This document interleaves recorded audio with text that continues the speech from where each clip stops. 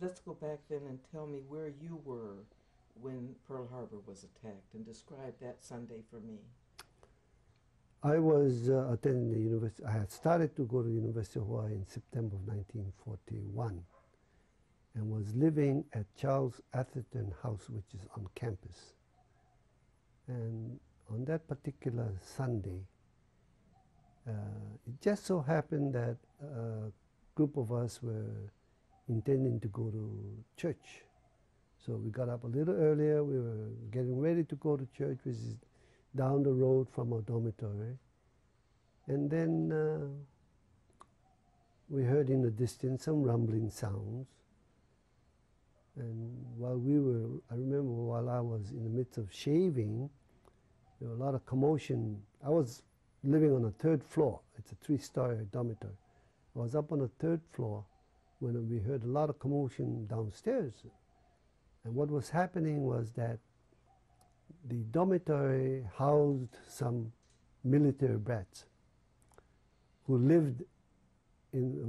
parents lived in Pearl Harbor, in Hickam, Shafter, and the military base, but the children, by virtue of being at the University of Hawaii, lived on campus at the dormitories, and there were a group of these students, and this was a YMCA, so they were all male students, and they were making all kinds of noise, and then we could hear that, no, listen to the radio, and we put the radio on, and sure enough, they were announcing that Pearl Harbor was under attack, and that the best identification they could make was that red ball on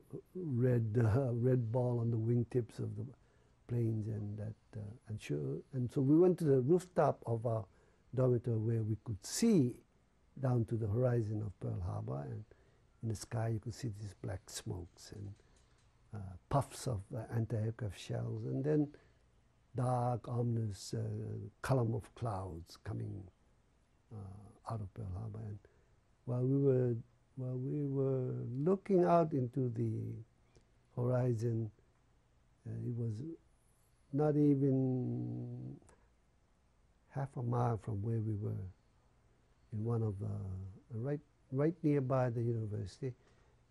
A lot of those anti-aircraft shells were not properly timed. The fuse were not set, so the shells would go up and come down and hit the ground wherever they happened to land.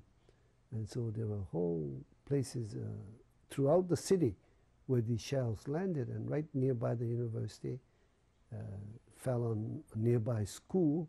Fortunately, it was a Sunday, and early in the morning at 8 o'clock or thereabouts, so not too many people were out. And in this particular elementary school, I think it burned one of the buildings down.